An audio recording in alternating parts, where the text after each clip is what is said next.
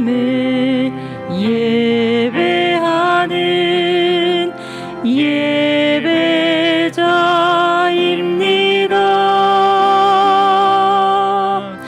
내가 서 있는 곳 어디서나 하나님을 예배합니다. 내 영혼 거룩한 은혜를 향하여 내 마음 완전한 하나님 향하여 이곳에서 바로 이 시간 하나님을 예배합니다.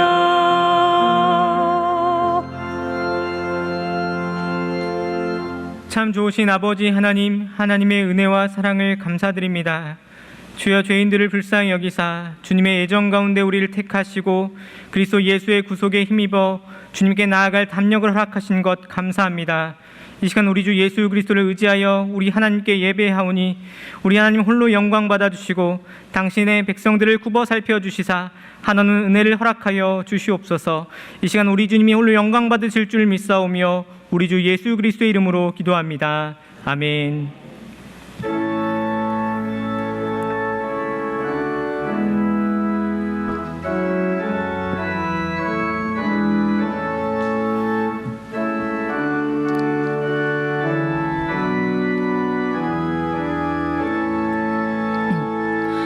큰 영화로신 주 이곳에 오셔서 이 모인 자들로 주 백성 삼으사 그 중에 항상 계시고 그 중에 항상 계시고 큰 영광 나타내소서.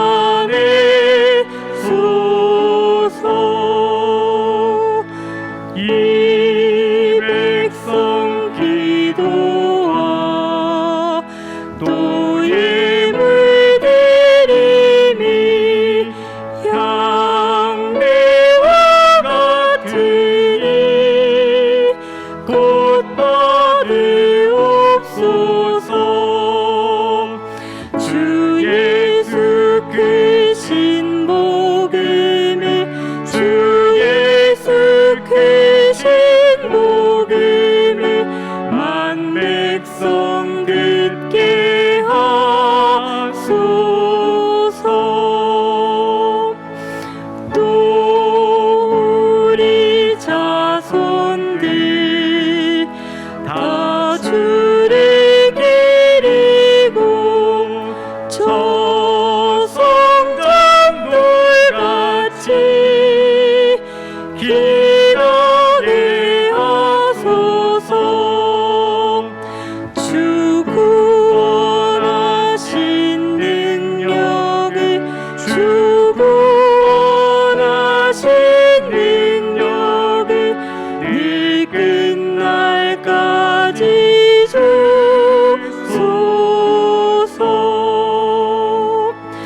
주 믿는 만민이 참 진리 지키며 옛 성가대같이 주 찬송하다가 저 천국 보좌 앞에서 저 천국 보좌 앞에서 늘 찬송하게 하소서. 아멘.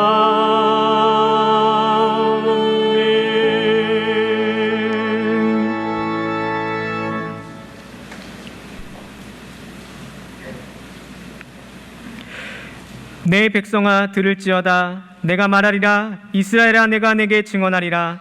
나는 하나님 곧 내 하나님이로라.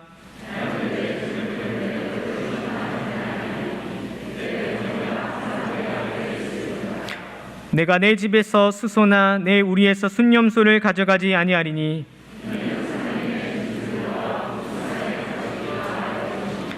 산의 모든 새들도 내가 아는 것이며 들의 짐승도 내 것이미로다.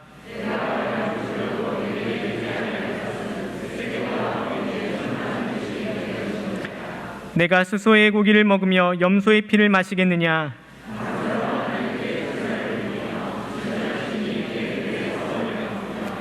환난 날에 나를 부르라. 내가 너를 건지리니 내가 나를 영화롭게 하리로다. 아멘.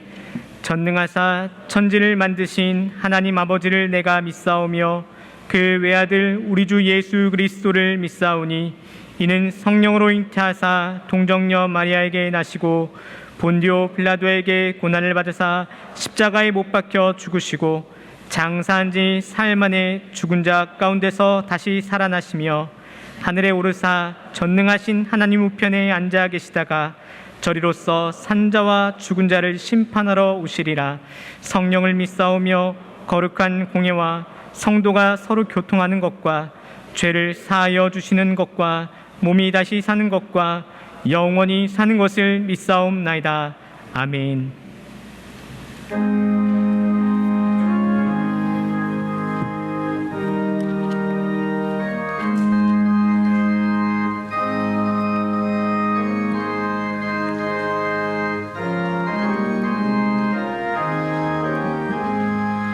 예수도 알기 원하네. 길고도 넓은 은혜와 대속해 주신 사랑을 간절히 알기 원하네. 내 평생의 소원, 내 평생의 소원, 대속해 주신 사랑을 간절히 알기 원하네. 성령이 스승되셔서 진리를 가르치시고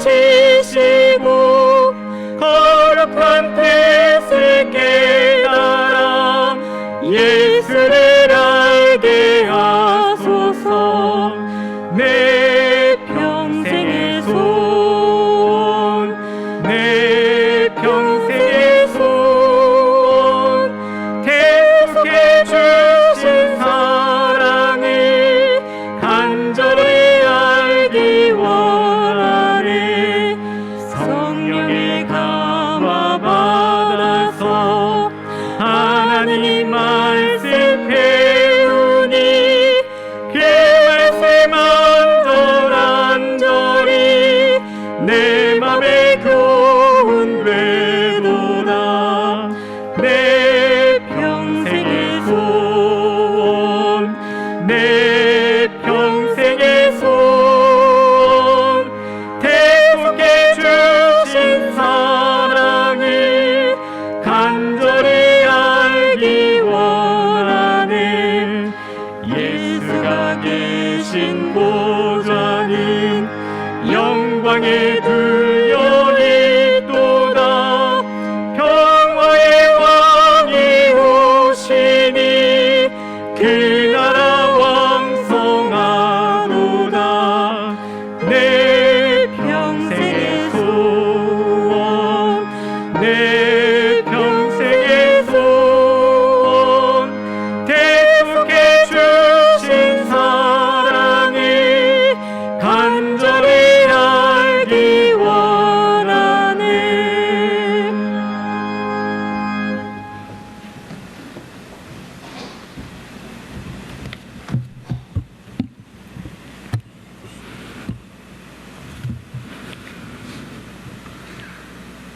온 우주 만물의 창조자가 되시며 역사의 주관자가 되시는 찬송과 영광을 받으시기에 합당하신 하나님 아버지, 지난 주간도 저희들과 동행하시며 코로나19 사태로 전 세계가 몸살을 앓으며 정치 경제적으로 혼란스러운 가운데서도 저희들의 삶을 지켜주시고 오늘 주일을 맞이하여 주님의 보좌 앞에 엎드려 예배드릴 수 있는 힘과 건강을 주심에 감사를 드립니다. 죄와 허물로 죽어 영원히 어두운 가운데 버림받을 저희를 위하여 십자가의 보혈로 그 죄를 용서하시고 아무 공로 없이도 그 이름을 믿고 의지하는 모든 자에게 영생을 허락하신 사랑이 풍성하신 하나님 아버지, 지난 저희들의 모든 삶이 주님의 은혜임에 감사를 드립니다.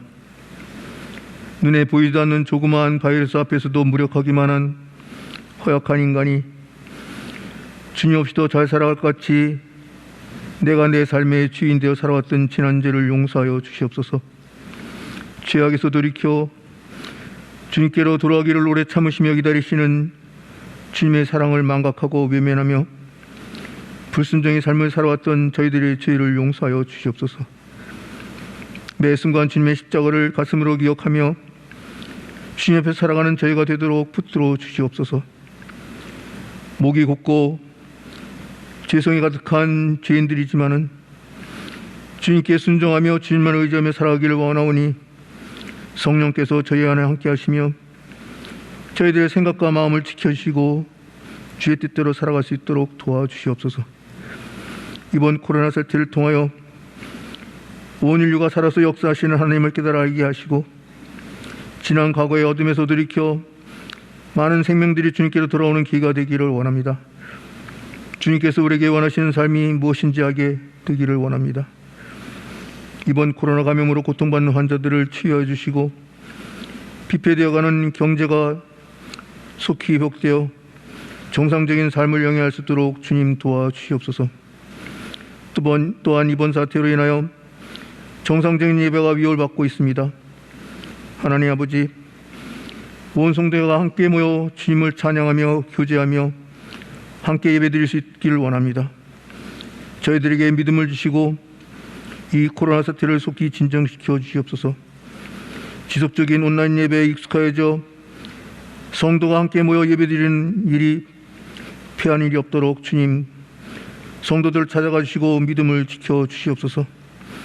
지금 이 시간에도 원치 않는 질병으로 고통 가운데 있는 많은 성도들의 기도를 들으시고 그 마음의 고통을 위로하여 주시옵소서. 그 질병에서 나음으로도 함께 예배할 수 있도록 은총을 베풀어 주시옵소서. 6월 둘째 주부터 교회학교 현장 예배가 시작되었습니다. 예배에 참여하는 어린 심령들을 지켜주시고 어려서부터 주님과 교제하며 주님을 의지하는 믿음을 더하여 주시옵소서.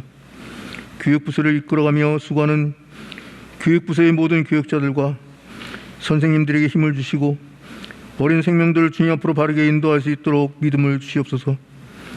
또한 화성교회의 성도들을 말씀으로 돌보고 계시는 모든 부교육자들에게 함께 하셔서 이 중대한 시기에 성도들의 믿음을 더 세밀하게 잘 돌볼 수 있도록 성령께서 지혜와 힘을 더하여 주시옵소서. 이은수 담임 목사님에게 영육간의 강간함을 주셔서 어려운 가운데 교회를 이끌어가는 데 부족함이 없도록 도와주시옵소서.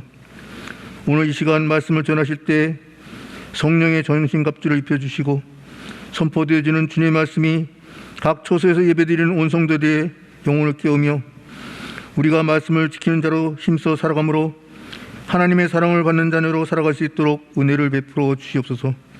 또한 이번 주간 동안에도 코로나 바이러스로부터 교회와 성도들을 지켜주시고 말씀을 힘써 지켜가는 성도로 일주일을 살아갈 수 있도록 주님 도와주시옵소서. 예수님의 이름으로 간절히 기도합나이다. 아멘.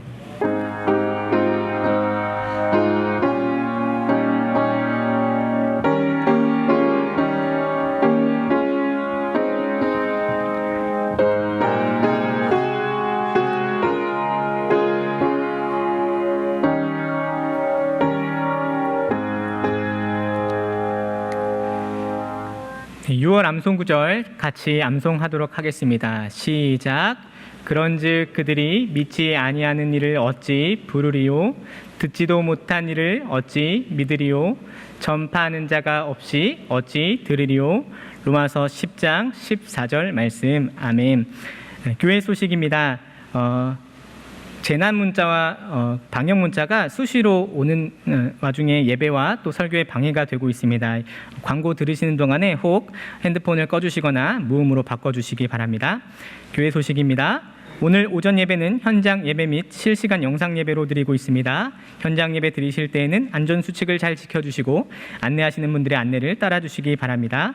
오늘 오후 예배는 주보에 있는 가정 예배문으로 가정에서 예배 드리시기 바랍니다. 다음 주일은 맥주 감사 주일입니다. 금년도 전반기 하나님의 은혜를 기억하며 감사하는 시간 되시기 바랍니다. 새벽 기도회는 현장 예배와 실시간 영상으로 동시에 드리고 있습니다. 본당 개방 시간은 오전 5시부터 오전 7시까지입니다. 주차장은 구 예배당, 마당 주차장을 이용해 주시기 바랍니다. 수요 예배는 현장 예배와 실시간 영상 예배로 드리고 있습니다. 7월부터 수요 예배 때 안상혁 교수님의 초대교회사 특강이 진행됩니다. 7월 8일, 15일, 29일, 8월 5일에 많은 참여, 관심 부탁드립니다. 전교인 성경 암송이 고린도전서 13장 1절에서 13절, 요한일서 4장 1절에서 21절 중 택일하셔서 진행됩니다. 성경 암송은 7월 5일, 12일, 19일, 26일 주일 오전 예배 때 시행합니다. 참가 신청을 받고 있습니다. 안내석 사무실 교역자에게 제출해 주시기 바랍니다. 성경 읽기 문제는 1층 출입구 앞에 비치해 놓았습니다. 계속해서 화요 특강을 진행하고 있습니다. 팀 켈러의 내가 만든 신, 이번 주는 6강으로 권력을 주제로 강의하게 됩니다. 매일 성경 묵상집 7월 8월호가 나왔습니다. 안내석에서 구입하시기 바랍니다. 교회 조경 봉사하실 분을 모집합니다. 2층 사무실로 신청해 주시기 바랍니다. 주일 행사 안내입니다. 교육위원회가 3부 예배 후 새가족실에서 있습니다. 봉사위원회 원래가 오후 1시 40분 5층 식당에 있고 주보에 있는 명단을 참고하시기 바랍니다. 교역자 사임 소식입니다. 김민수 전도사님이 오늘부로 초등부 교역자를 사임하시고 전임 사역지로 이동하게 되셨습니다. 잠시 인사 부탁드립니다.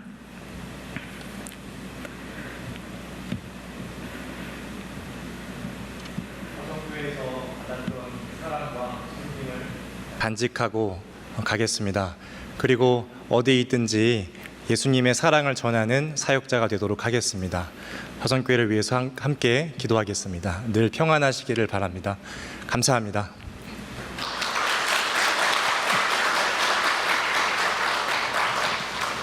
오늘 주신 하나님의 말씀은 요한일서 2장 3절에서 6절 말씀입니다. 하나님의 말씀 요한일서 2장 3절에서 6절 말씀, 제가 우리 하나님의 말씀을 봉독하도록 하겠습니다. 우리가 그의 계명을 지키면 이로써 우리가 그를 아는 줄로 알 것이요, 그를 아노라 하고 그의 계명을 지키지 아니하는 자는 거짓말하는 자요, 진리가 그 속에 있지 아니하되 누구든지 그의 말씀을 지키는 자는 하나님의 사랑이 참으로 그 속에서 온전하게 되었나니 이로써 우리가 그의 안에 있는 줄을 아노라. 그의 안에 산다고 하는 자는 그가 행하시는 대로 자기도 행할지니라. 아멘.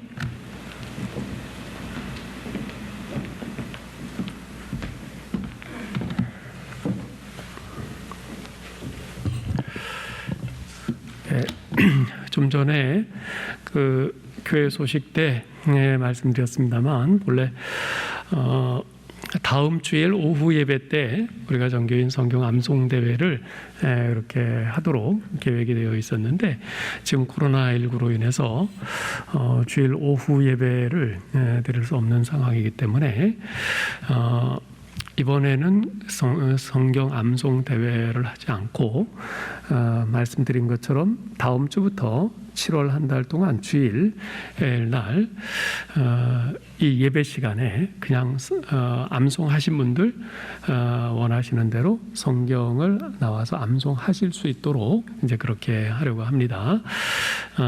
그래서 오늘은 이제 먼저 우리 교육자들 가운데서 우리 교육부서에 계신 우리 전사님들이 고린도전서 13장을 나와서 좀 이렇게 먼저 솔선수범해서 암송하고 다음 주에는 우리 전임 목사님들이 요한일서 4장을 그렇게 암송하도록 할 겁니다. 그래서 여러분들도 암송하신 분들은 본인이 편하신 그 예배, 나는 다음 주 1부에 하겠다, 난 그 다음 주 2부에 하겠다, 3부에 하겠다, 편하신 대로 신청해서 그렇게 해주시면 그 매 예배 시간마다 한 팀씩 나와서 이렇게 성경을 암송할 수 있도록 그렇게 하려고 합니다. 오늘은 우리 전사님들 나오셔서 고린도전서 13장 암송하겠습니다.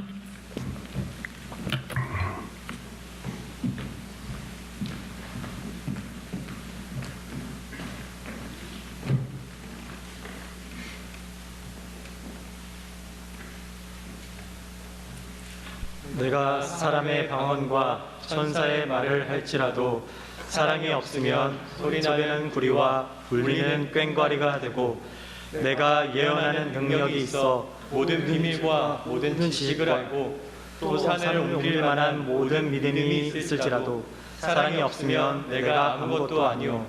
내가 내게 있는 모든 것으로 부재하고 또 내 몸을 불사르게 내줄지라도 사랑이 없으면 내게 아무 유익이 없느니라.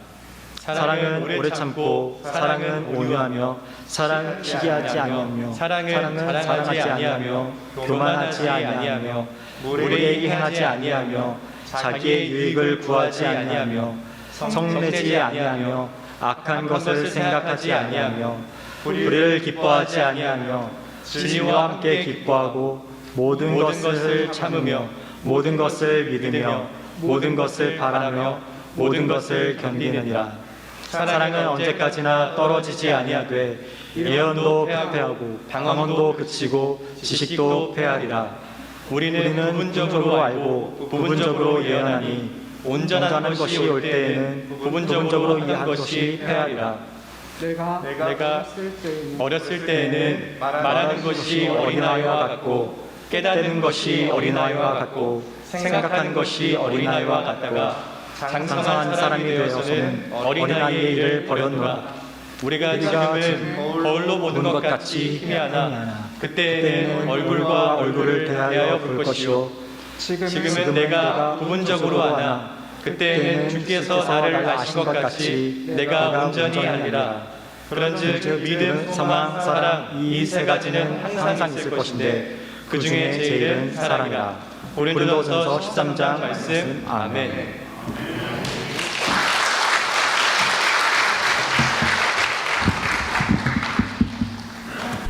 마스크를 쓰고 하니까 좋은 점이 있네요. 누가 틀렸는지 누가 립싱크를 했는지. 근데 다들 열심히들 잘하셨어요. 다음 주는 우리 전임 교육자들이 할 텐데 오늘보다 좀 더 길어서 좀 걱정입니다. 여러분들도 열심히 하셔서 지금 우리 예배 시간에 우리 찬양대회가 없잖아요. 코로나19 때문에 지금 찬양대를 못 하는데 이 시간에 우리가 이렇게 같이 성경 암송하고 그러면은 은혜되고 참 좋을 것 같습니다. 네. 자, 우리 같이 인사 좀 나누실까요? 우리 교회 현장에 오신 분들은 서로 앞뒤 좌우를 보시면서 목례로 인사하시고요. 또 집에서 스크린으로 보고 계신 분들 또 인사하시죠. 네, 반갑습니다. 모두들 평안하시죠? 네, 잘 오셨습니다. 네. 오늘은 예수를 안다는 것은 이라는 제목으로 말씀을 전하겠습니다. 오늘날의 사회를 일컬어서 소위 knowledge-based society, 지식 기반 사회라고 부릅니다. 이 지식 기반 사회란 정치, 경제, 사회, 문화 등 사회 구조 전반에 걸쳐서 지식과 정보가 가치의 중심이 되는 사회를 의미합니다. 그래서 쉽게 말하면 오늘날은 지식과 정보가 곧 돈이죠. 지식과 정보가 가장 중요시되는 사회라 그 말입니다.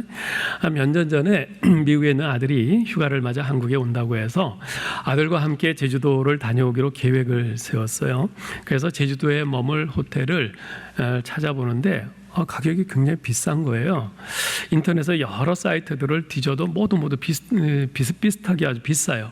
그렇게 며칠 시간이 지났는데 어느 날 제 이메일로 여행 정보 사이트인 expedia.com에서 호텔을 70%까지 싸게 예약할 수 있다는 그 메일이 하나 날라왔어요. 별 기대는 하지 않았지만 그래도 혹시나 하는 마음에 들어가서 예약을 넣어봤더니 서귀포에 별 4개짜리 호텔을 며칠 전 제가 알아본 별 3개짜리 호텔 가격보다도 훨씬 더 싸게 부킹을 해주더라고요. 그 작은 정보 하나로 인해서 졸지에 훨씬 좋은 호텔을 20만 원 이상 싸게 그렇게 예약을 할 수가 있었습니다.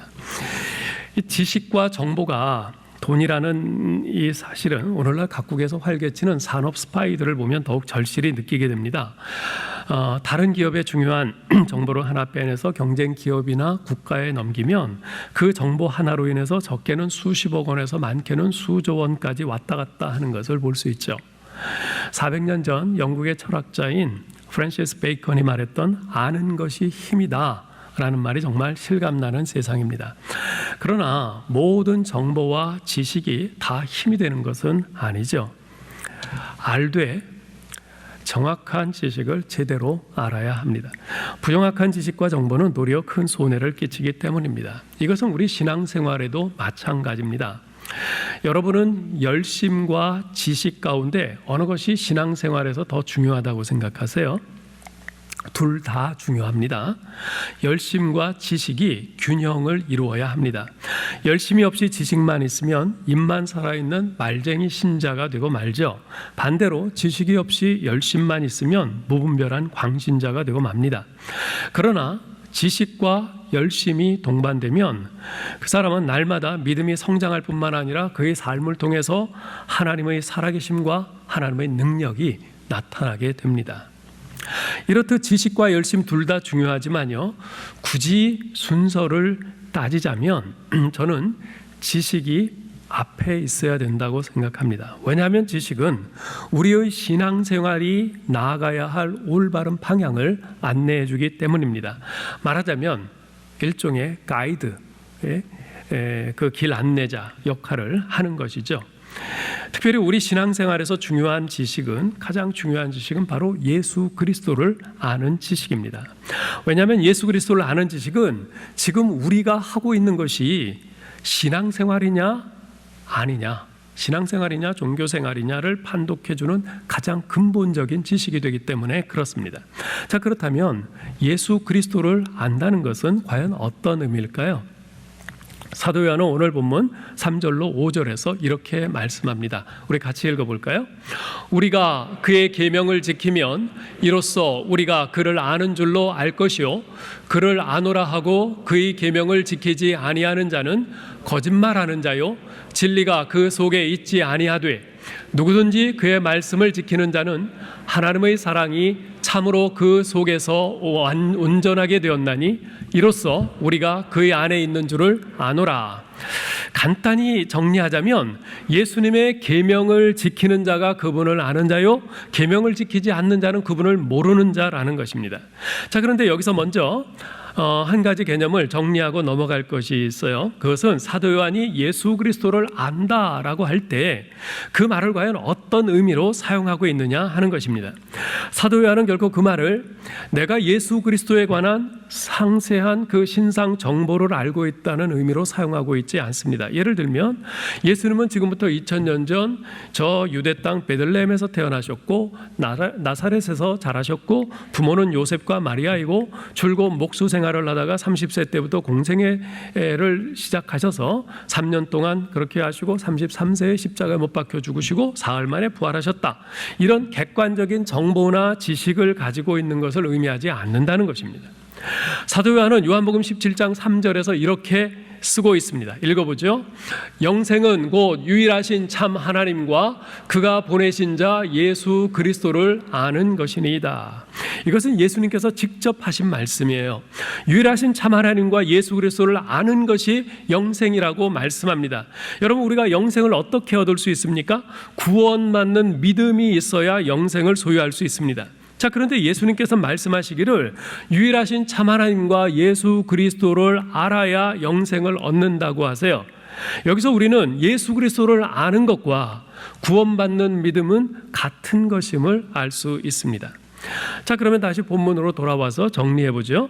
사도 요한은 말씀하기를 예수님의 계명을 지키는 자는 그분을 아는 자요, 계명을 지키지 않는 자는 그분을 모르는 자라고 했습니다. 이 말은 곧 예수님의 계명을 지키는 자는 구원받는 믿음이 있는 자요, 계명을 지키지 않는 자는 구원받는 믿음이 없는 자라는 의미인 거죠.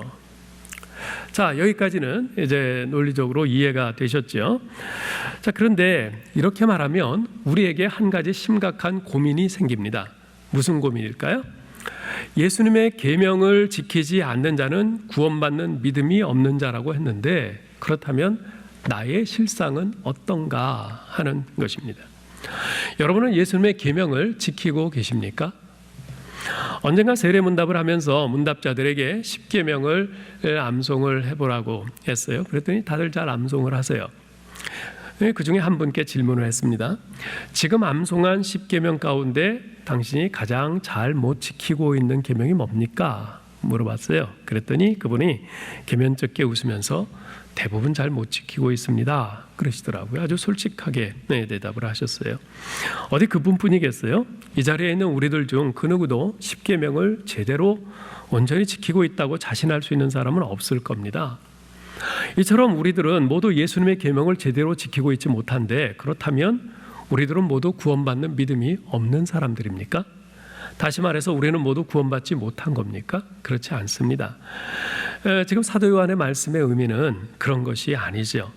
자, 그렇다면 우리는 사도 요한의 이 말씀을 어떻게 이해해야 할까요? 사도 요한이 이런 말을 하게 된 배경이 있습니다. 그것은 그 당시에 왕성하게 활동하면서 신자들을 혼란스럽게 하던 영지주의라는 이단 때문입니다. 이 영지주의자들은 자신들을 가리켜서 아는 자라, 지식을 가진 자라, 이렇게 스스로를 불렀어요. 즉 자신들은 구원받는 참 지식을 소유하고 있다는 것입니다. 그들은 구원이 주로 지식에 의해서 이루어진다고 주장을 해요. 그런데 그들이 말하는 지식이 뭐냐면 자신들이 소유하고 있다고 주장하는 어떤 신비하고도 우월한 직관적인 지식을 의미합니다. 한마디로 성경에 기록된 구원의 길이 아니라 자신들이 특별히 체험해서 알고 있는 어떤 신비한 지식, 그걸 말하는 것이 일종의 신비주의자들이죠. 오늘날에도 이런 사람들이 적지 않습니다. 성경에서 말씀하는 신자의 삶을 차근차근 따라가려고 하기보다는 자신들의 신비한 체험을 더 강조하면서 마치 그것만이 진리인 양 다른 사람들의 신앙생활을 무시하고 얕보고 정죄합니다. 자, 그런데 이런 영지주의자들의 중요한 특징 가운데 하나가 뭐냐면 말씀을 따라 사는, 말씀을 지키며 사는 도덕적 행위의 중요성을 부인한다는 것이에요. 네. 거짓말하지 마라, 도적질하지 마라, 가늠하지 마라, 살인하지 마라, 내 부모를 공경하라, 이런 말씀 계명들을 지키며 사는 이런 도덕적 행위의 중요성을 부인하는 것이에요. 그들은 자신들은 구원 얻는 참된 지식을 소유한 사람들이기 때문에 자신들에게는 전혀 죄가 없다고 말을 해요. 또 자신들이 행한 것이 죄가 아니라고 말을 합니다. 심지어 죄를 지으면서도 자신들은 계속 하나님과의 사귐을 문제없이 가질 수 있다, 이렇게 주장을 해요. 구원 얻는 참된 지식을 가진 자신들에게는 하나님의 계명을 지키지 않는 것이 아무런 문제가 되지 않는다는 거죠. 이런 영지주의자들의 주장은요, 오늘날 꼭 어느 이단과 꼭 닮았어요. 어느 이단인지 아세요? 우리에게 아직도 아픔으로 남아있는 그 세월호의 선주였던 유병헌의 구원파, 이 구원파가 똑같은 주장을 합니다. 그들은 구원받은 다음에 지은 죄에 대해서는 회개할 필요가 없다고 주장을 합니다. 무슨 말이냐면 하나님께서 자신들의 과거, 현재, 미래의 모든 죄들을 다 사해 주셨는데 무슨 회개가 또 필요하냐는 거예요. 자신들은 구원에 관한 이런 참된 지식을 깨달음으로 구원받은 사람들이기 때문에 구원받은 이후에 지은 죄들은 더 이상 자신들에게 문제가 되지 않는다는 겁니다. 그러니 결국 뭐가 남겠어요? 성경에서 말씀하는 하나님의 말씀에 순종함으로 매일매일 성화를 이루어가는 삶과는 정반대로 오직 마음 놓고 탐욕과 죄악으로 달려가는 방종의 삶밖에는 남는 게 없는 거죠. 세월호 사건도 결국 따지고 들어가면 그렇게 해서 일어난 것 아니겠어요? 왜? 자기의 이익, 돈 더 챙기려고 그 배를 제대로 잘 검사도 하지 않고 그 선적도 몇 배나 더 되게 그렇게 하고 결국 그 탐욕대로 그렇게 살면서도 그런 죄를 지으면서도 문제 없다는 거예요. 네. 사도 요한 당시 유행했던 영지주의자들이 꼭 그랬습니다. 그런 영지주의자들의 주장은요, 요한 당시에 그리스도인들을 크게 혼란시켰어요. 그래서 사도 요한은 지금 그런 자들의 주장에 반박하면서 지금 이 서신을 쓰고 있는 겁니다. 자, 그렇다면 그런 영지주의자들의 주장에 반박하는 사도 요한의 논지는 무엇입니까? 영지주의자들은 자신들만이 구원받는 참 지식을 가지고 있다 그래요. 자, 그런데 과연 누가 구원 얻는 참 지식을 소유한 사람입니까? 4절에서 요한은 이렇게 말씀합니다. 4절 읽어보죠. 그를 아노라 하고 그의 계명을 지키지 아니하는 자는 거짓말하는 자요 진리가 그 속에 있지 아니하되. 여기서 진리란 예수 그리스도를 의미합니다. 왜냐하면 주님께서는 요한복음 14장 6절에서 자신을 가리켜 나는 길이요 진리요 생명이니 라고 말씀하셨기 때문입니다. 따라서 주님의 계명을 지키지 않는 자는 그 안에 예수 그리스도가 없는 자라는 것입니다. 그 안에 예수 그리스도가 없다는 말이 뜻하는 바가 뭐죠? 구원받지 못했다는 겁니다. 구원받은 모든 사람은 우리 안에 예수 그리스도가 우리의 왕으로 계십니다. 예수 그리스도가 안에 없는 사람은 구원받지 못한 사람밖에는 없어요. 자, 5절도 보십시오. 누구든지 그의 말씀을 지키는 자는 하나님의 사랑이 참으로 그 속에서 온전하게 되었나니 이로써 우리가 그의 안에 있는 줄 아노라. 자, 여기서 하나님의 사랑이 우리 안에서 온전케 되었다는 말이 중요한데요. 이 말의 의미가 뭘까요? 이 의미를 밝히는 열쇠는 하나님의 사랑, 이 하나님의 사랑이라는 말을 어떻게 해석하느냐에 달려 있습니다. 사실 이 하나님의 사랑이라는 말은요, 문법적으로 볼 때 우리를 향한 하나님의 사랑이라고도 해석할 수 있고요, 거꾸로 하나님을 향한 우리의 사랑이라고도 해석할 수 있습니다.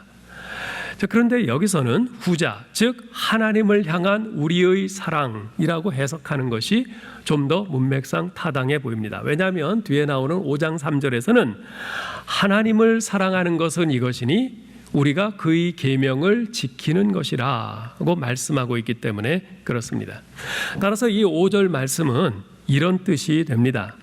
누구든지 진정으로 하나님을 사랑한다면 그는 하나님을 기쁘시게 해드리려 애쓸 것이며 그분의 계명을 지키고자 할 것이다. 그러한 사람이야말로 예수 그리스도 안에 있는 자요 곧 구원받은 자다. 바로 이런 의미인 것입니다. 그러면서 사도 요한은 6절에서 마침표를 찍습니다. 그의 안에 산다고 하는 자는 그가 행하시는 대로 자기도 행할지니라. 여기서 마지막에 나오는 자기도 행할지니라 라고 번역된 이 헬라어는 오페일레이라는 말인데요, 이 말은 원래 자기도 행할지니라 라는 말보다 훨씬 강한 의미의 말이에요. 무슨 말이냐면 그 자신 또한 반드시 행해야 한다, 이런 뜻이에요. 반드시 행해야 한다, 이런 뜻이에요. 자, 그래서 6절은 이런 뜻이 됩니다. 예수 그리스도 안에 사는 자, 곧 구원받은 자라면 그리스도께서 행하시는 대로 그도 반드시 행해야 한다, 이런 의미인 것입니다. 자, 이처럼 사도 요한은 예수님을 아는 것, 즉 구원받는 믿음과 그의 계명을 지키는 것은 결코 분리될 수 없다고 계속 반복해서 강조하고 있습니다. 이 말은 주님의 계명을 지키는 것이 구원받는 조건이라는 의미가 아니라 내가 구원받은 사람이라면 그 믿음이 그의 계명을 지키는 것으로 표현되어야 한다는 뜻입니다. 달리 말하면 내가 주님의 계명을 지킨다는 것은 내가 주님을 안다는, 구원받는 믿음이 있다는 사인이라는 것입니다. 자, 그런데 여기서 오해하지 말아야 할 것은요, 지금 사도 요한은 우리가 주님의 모든 계명을 완벽하게 지켜야 비로소 구원받았다고 말할 수 있다고 주장하는 것이 아닙니다. 만약 그가 그렇게 주장한다면 그는 자기 모순에 빠지게 됩니다. 왜냐하면 앞서 1장 8절에서 뭐라고 그랬어요? 만일 우리가 죄가 없다고 말하면 스스로 속이고 또 진리가 우리 속에 있지 아니할 것이요 라고 했기 때문에 그렇습니다. 주님의 계명을 완벽하게 다 지킨다고 하는 것은 그 죄가 없다는 것 아니겠어요? 자, 그런데 만약 우리가 죄가 없다고 말한다면 그것은 곧 진리이신 예수님이 우리 안에 계시지 않는 것이라고 말했는데, 그렇다면 명백한 모순인 거죠. 결국 여기서 사도 요한이 말하고자 하는 것은 나는 과연 하나님의 계명들을 지키려고 애쓰고 있는가 하는 것이에요. 나는 과연 하나님의 계명들을 지키려고 애쓰고 있는가? 왜냐하면 계명들은 하나님의 성품과 뜻을 반영하고 있는 것이기 때문입니다. 예를 들면 10계명에서 제9계명 뭐죠? 너는 거짓 증거하지 말라 그러셨어요. 왜 그런 계명을 주셨을까요? 우리 하나님의 성품이 그렇기 때문에 그렇습니다. 하나님은 참되고 진실하세요. 거짓을 못 견뎌 하십니다. 또한 우리가 서로에게 진실하지 못하고 거짓을 행한다면 우리들 사이에는 불신과 의심과 미움과 다툼과 분열이 생길 수밖에 없습니다. 우리 하나님은 어떤 분이세요? 하나님은 화평의 하나님이세요. 일치와 사랑의 하나님이세요. 그런데 만약 우리가 거짓을 행한다면 우리는 그런 하나님의 성품과는 정반대로 가는 거죠. 그래서 우리에게 거짓 증거하지 말라, 진실하라 명하시는 것입니다. 자, 그렇다면 만일 우리가 구원받은 하나님의 자녀라면 하나님의 성품과 뜻이 반영되어 있는 계명들에 대해서 어떤 태도를 보여야 하겠습니까? 당연히 그 계명들을 지키려고 애써야 하지 않겠습니까? 그 계명을 잘 지키느냐 잘 못 지키느냐 하는 것은 2차적인 문제예요. 하나님 아버지께서 기뻐하시는 것을 그분의 은혜로 구원받은 나도 과연 기뻐하느냐 하는 것이에요. 하나님 아버지께서 싫어하시고 미워하시는 것을 그분의 십자가의 은혜로 구원받은 나도 과연 싫어하고 미워하느냐, 이것이 포인트인 것이에요. 지금 사도 요한은요, 하나님의 계명을 지키느냐 안 지키느냐 이 문제를 이야기하고 있는 듯 보이지만은 실제로 그 이상을 말하고 있습니다. 여러분 5장 3절을 같이 한번 읽어볼까요? 하나님을 사랑하는 것은 이것이니 우리가 그의 계명들을 지키는 것이라. 그의 계명들은 무거운 것이 아니로다. 여러분, 하나님의 계명을 지키는 것이 어렵습니까? 쉽습니까? 어려워요. 구약 성경에는 전부 613개의 계명들이 있습니다.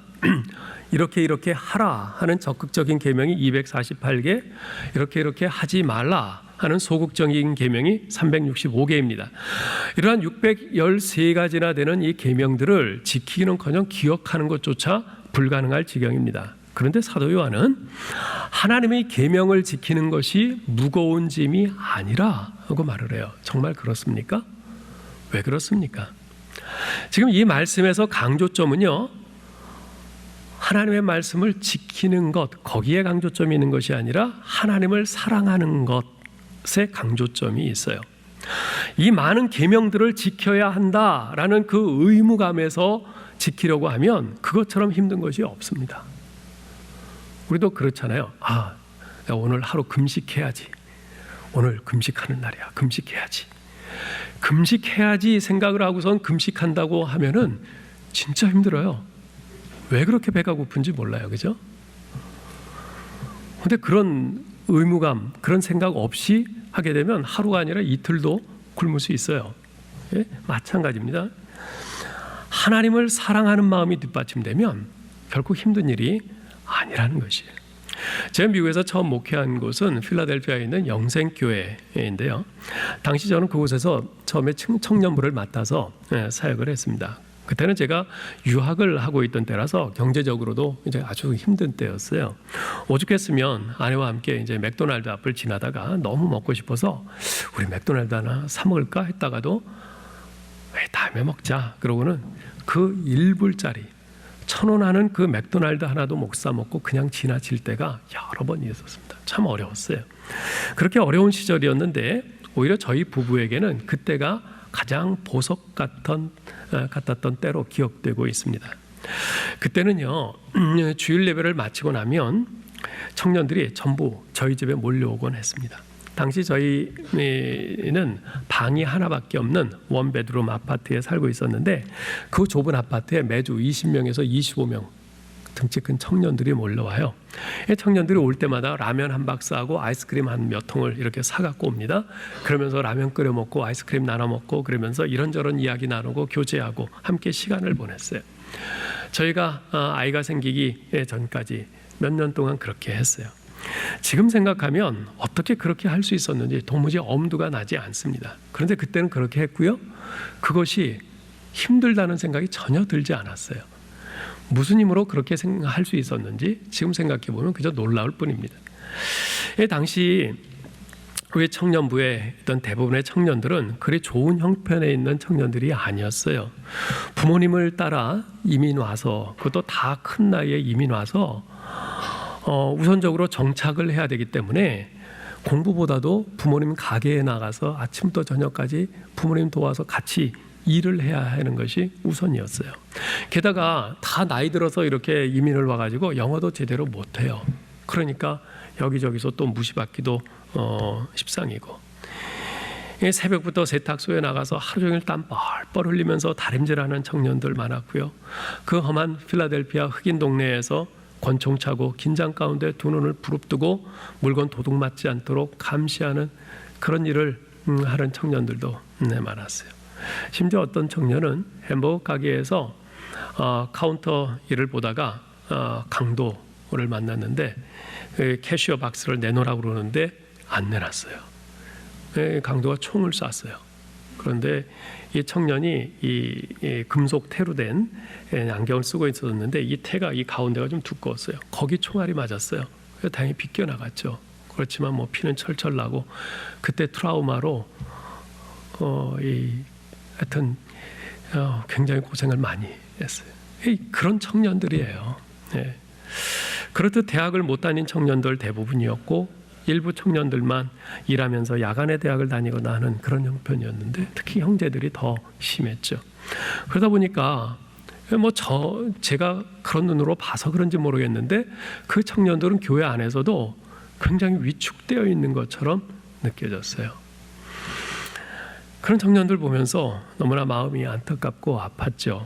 그래서 청년부를 맡게 되면서 그 청년들을 위해서 우리 부부가 뭘 할 수 있을까 곰곰이 생각하는데 뭘 어떻게 할 수 있는 게 생각이 안 나요. 그저 열심히 사랑해 주는 것, 그것밖에는 저희가 할 수 있는 것이 없겠다 생각이 들었습니다. 그래서 주일날 예배 마치고 집에 갈 사람은 가지만 그렇지 않은 사람들은 원하면 우리 집에 와라. 우리 집에 와서 같이 라면 먹고 같이 이야기하자. 그렇게 했어요. 그러면서 이제 그들 마음속에 있는 이야기도 들어주고 또 우리가 살아온 이야기도 해주고 그러면서 함께 시간을 보냈죠. 물론 같이 찬양도 하고 같이 기도도 하고. 근데 그렇게 하는 것이 그들을 사랑하는 것이고 또 그것이 하나님을 사랑하는 마음의 표현이라고 생각해서 이제 그렇게 했는데 그렇게 하나님 사랑하는 마음과 또 우리 청년들의 사랑하는 마음이 뒷받침되니까 그 힘든 일이 전혀 힘들다는 생각이 들지 않았어요. 그리고 몇 년씩 그렇게 할 수가 있었죠. 여러분 오늘 본문이 말씀하는 것도 마찬가지입니다. 참으로 예수님을 아는 사람, 예수 그리스도의 십자가의 은혜로 구원받은 사람은 어떻게든 그분의 계명들을 지키려고 했습니다. 왜냐하면 날 위해 십자가에서 대신 죽으신 예수 그리스도 그분을 사랑하니까 그 계명들에는 그분의 성품과 뜻이 담겨 있으니까 그분이 내 생명의 주인이시니까 그래서 그분이 기뻐하시는 것을 나도 기뻐하고 그분이 싫어하시는 것을 나 또한 싫어하는 그런 삶을 살고 싶으니까 그래서 어떻게든 그분의 계명들을 지키며 살려고 애쓰는 거죠. 여러분 마가복음 10장 17절로 22절에 보면요 한 부자 청년이 예수님께 나와서 질문을 합니다. 선한 선생님이요 내가 무엇을 하여야 영생을 얻겠습니까? 그러자 예수님께서 말씀하세요. 내가 계명을 알지 않느냐? 살인하지 말라, 간음하지 말라, 도둑질하지 말라, 거짓 증언하지 말라, 속여 빼앗지 말라, 내 부모를 공경하라 하지 않았느냐? 그것을 행해라. 그랬더니 그 부자 청년이 우쭐해서 말합니다. 선생님, 그것은 제가 어렸을 때부터 다 철저히 잘 지켜온 것들인데요. 그때 예수님께서 그에게 뭐라고 하셨죠? 네게 아직도 한 가지 부족한 것이 있으니 가서 네게 있는 것을 다 팔아 가난한 자들에게 주라. 그리하면 하늘에서 보화가 네게 있으리라. 그리고 와서 나를 따르라 그러셨어요. 그러자 그 청년은 재물이 많은 고로 이 말씀으로 인하여 슬픈 기색을 띠고 근심하면서 갔다고 성경은 기록하고 있습니다. 자, 여러분 한번 잘 생각해 보시기 바랍니다. 그 청년이 무엇을 하여야 영생을 얻겠습니까? 라고 질문했을 때 예수님께서는 계명들을 지켜라 말씀하셨어요. 그런데 그 청년은 그 계명들을 어려서부터 철저히 잘 지켜온 사람이었어요. 그렇다면 더 이상 다른 얘기할 필요가 없죠. 그 청년들은 계명들을 잘 지켰고 그렇다면 영생을 가진 것이니까. 그런데 예수님께서는 그 청년에게 오히려 한 가지 부족한 것이 있다고 하시면서 가서 내게 있는 것을 다 팔아 가난한 자들에게 주라고 하세요. 왜 이 말씀을 하셨을까요? 그 청년은 예수님이 말씀하신 여러 가지 계명들을 다 지켜왔지만 그것은 유대 종교의 의무로서 지켜온 것이지 하나님을 사랑해서 지켜온 것이 아니었던 것입니다. 하나님이 그의 인생의 주인이시기 때문에 그분을 사랑해서 그분이 명하시는 대로 계명을 지킨 것이 아니었다는 말이에요. 그저 유대 종교에 속한 사람으로서 종교인의 의무를 다한 것이었을 뿐이에요. 그의 주인은 정작 따로 있었습니다. 뭐죠? 바로 재물이었어요. 예수님께서는 그것을 꿰뚫어 보신 겁니다. 그래서 예수님께서는 그 청년에게 내가 인생의 주인으로 삼고 있는 내 재물을 다 팔아서 가난한 자들에게 나눠주고 와서 내 인생의 진짜 주인된 나를 따르라 말씀하신 것입니다. 그 청년과의 대화에서 예수님께서 포커스하고 계신 것은 뭐냐면 재물을 포기하는 것이 아니라 누가 너의 주인이냐 하는 것이었어요. 누가 너의 주인이냐. 오늘 본문에서 사도 요한도 똑같은 말을 하고 있는 것입니다. 우리가 구원받은 사람이라면, 구원받는 믿음을 가지고 있는 사람이라면 당연히 그 믿음은 하나님의 계명을 지키는 것으로 표현되어야 합니다. 그러나 단지 외적으로 계명을 지켰느냐 안 지켰느냐가 문제가 아닙니다. 주일 성수했느냐 안 했느냐가 문제가 아닌 것이 누가 나의 주인인가의 문제라는 것입니다. 똑같이 주일 성수를 했지만 하나님이 나의 주인이시기 때문에 주인 대신 그 하나님을 사랑하는 마음으로 내가 주일 성수를 한 사람도 있을 것이고 그렇지 않고 그저 단지 의무로 또는 누군가를 만나기 위해서 교회 와서 예배를 드림으로 주일 성수했다라고 하는 사람들도 있을지 모르겠어요. 여러분, 외적으로 계명을 지켰느냐 안 지켰느냐의 문제가 아니라는 것이에요. 누가 너의 주인이냐 그 문제예요. 계명을 잘 지키는 것으로 말하자면 바리새인들을 따라갈 사람이 없습니다. 그러나 예수님께서는 그들을 뭐라고 꾸짖으셨어요? 이 회칠한 무덤들아 그러셨어요. 회칠한 무덤들아.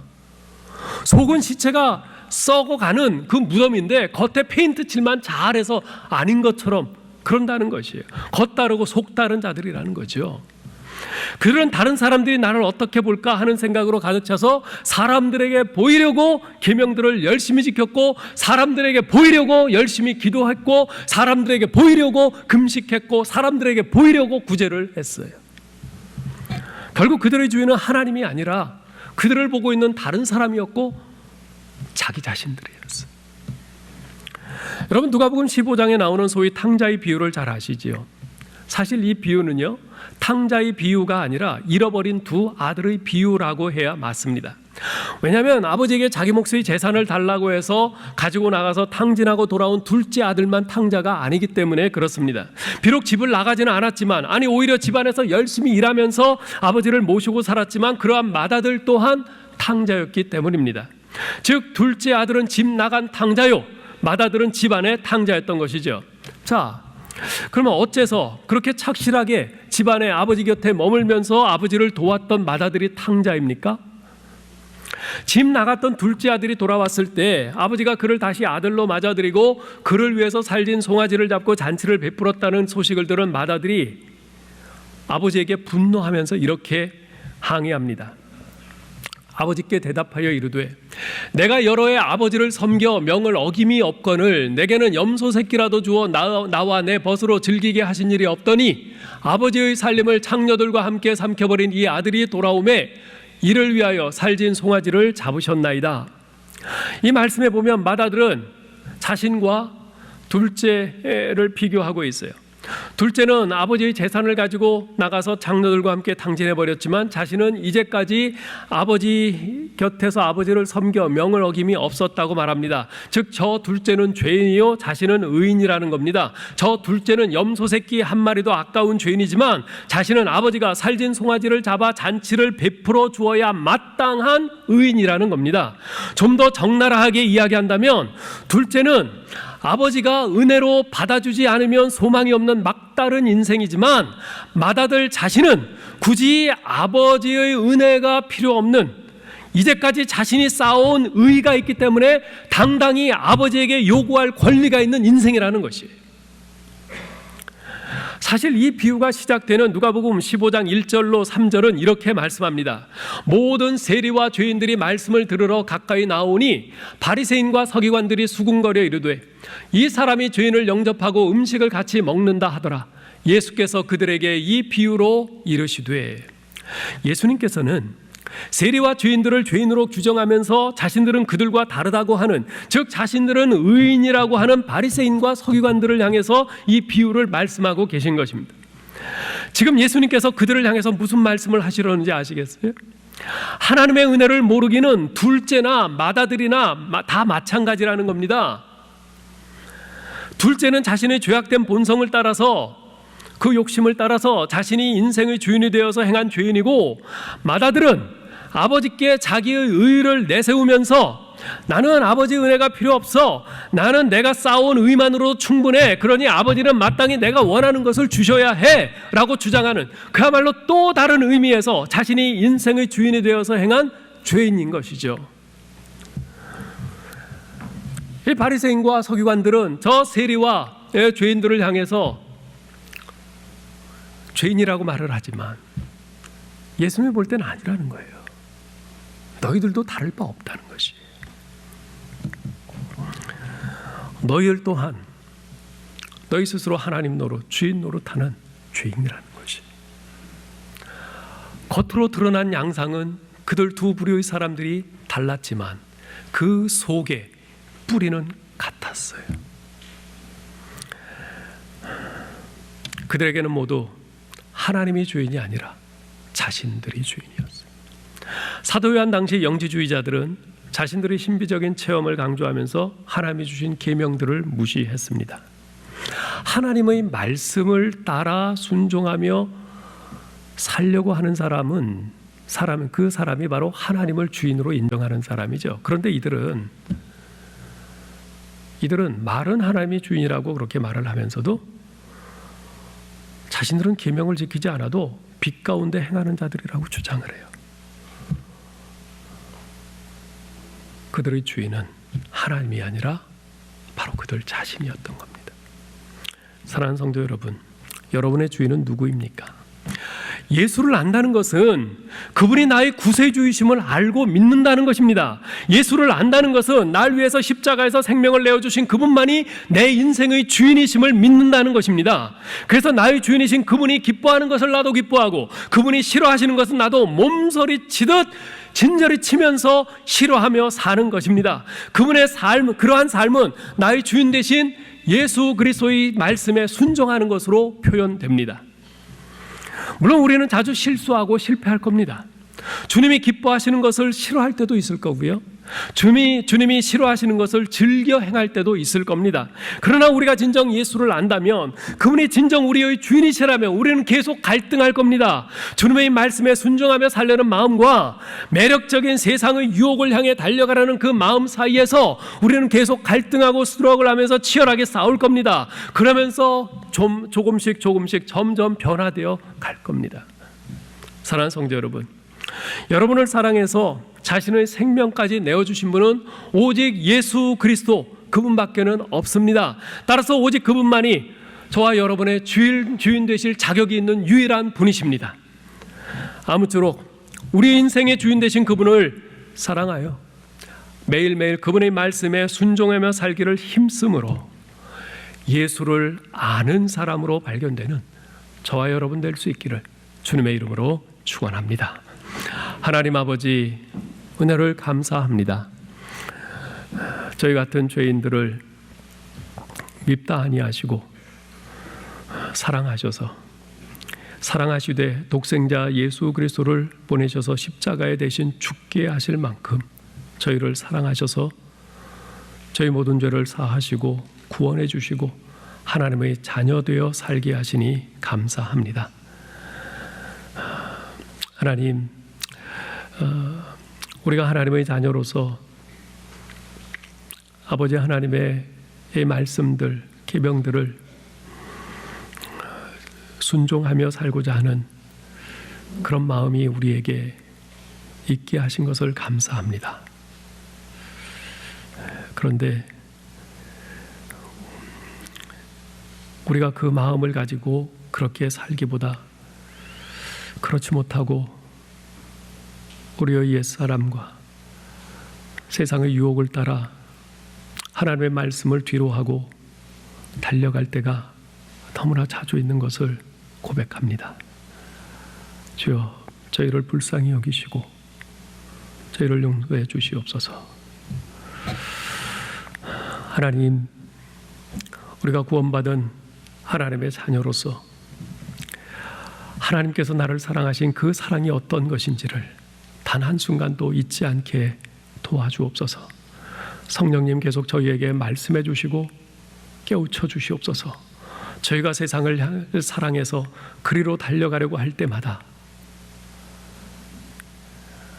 날 사랑하사 십자가에서 달려 생명 주신 우리 주님의 그 사랑이 생각나게 하시고 그 사랑이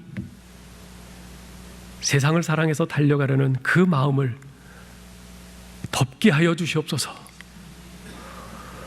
몰아내게 하여 주시옵소서. 그래서 나도 주님 사랑해서 나도 우리 하나님의 그 성품과 뜻이 담겨있는 우리 하나님의 말씀을 순종하며 준행하며 살아가려는 그 마음으로 가득 차게 하시고 그러한 가운데 주님을 점점 닮아갈 수 있도록 도와주시옵소서. 우리가 지금 이렇게 결심하지만 또다시 넘어질 것입니다. 또다시 통곡하게 될 것입니다. 그러나 우리의 연약함을 아시는 주님께서 저희를 사랑으로 계속 보듬어 주시고 성령의 능력으로 저희를 다시 일으키셔서 제가 어제보다는 오늘, 오늘보다는 내일 주님을 한 걸음 더 사랑하면서 주님 사랑하는 마음으로 주님 말씀 붙들고 순종하며 빛 가운데로 걸어갈 수 있도록 도우시고 인도해 주시옵소서. 이런 저희를 통해서 주님 기뻐하시고 영광받아 주옵소서. 우리 주 예수 그리스도의 이름으로 기도하옵나이다. 아멘.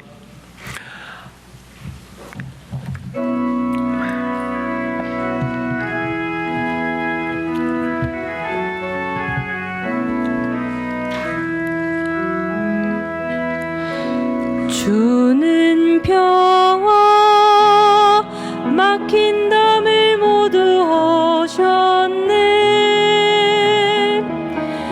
주는 평화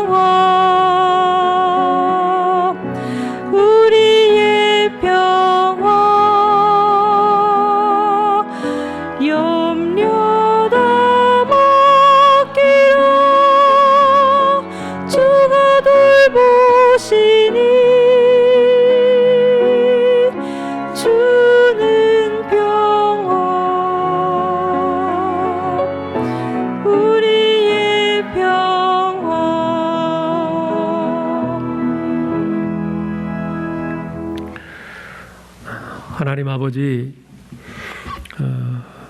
가라앉지 않는 이 코로나19 상황으로 인해서 특별히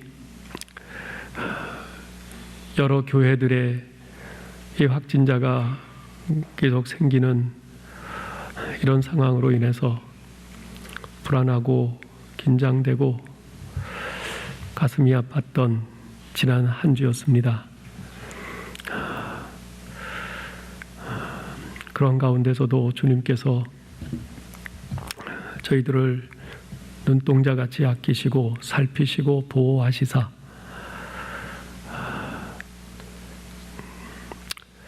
그러한 두려움과 불안과 아픔 속에서도 이렇게 주님 앞에 나와 주님을 경배하고 예배할 수 있게 하시니 감사합니다.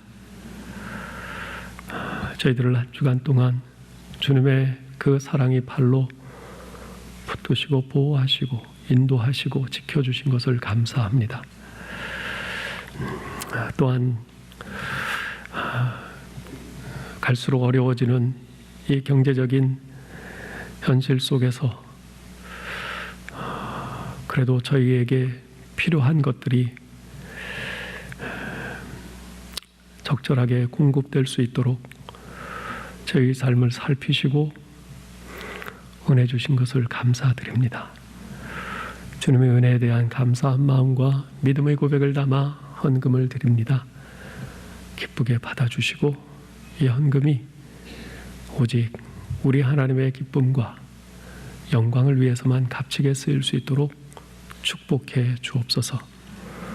그리고 이 광야의 길을 걸어가고 있는 우리 모든 성도들, 현실은 어렵지만 믿음의 눈으로 우리 하나님을 바라보면서 광야에서 만나를 공급하시는 우리 하나님을 의지하는 믿음으로 살아갈 수 있도록 은혜 위에 은혜를 더하여 주시옵소서.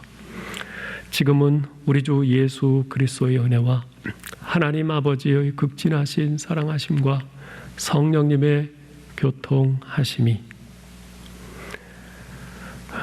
내게 부어진 하나님의 말할 수 없는 그 사랑과 예수 그리스도의 이 십자가의 은혜를 매 순간순간마다 다시 기억하고 감격하면서 나도 주님 사랑하여 주님의 말씀 붙들고 순종하면서 살겠습니다 다짐하고 그로 인해 예수를 아는 자로 발견되기를 소원하는 사랑하는 주님의 모든 백성들 머리 위에 이제로부터 영원까지 함께 하실지어다. 아멘.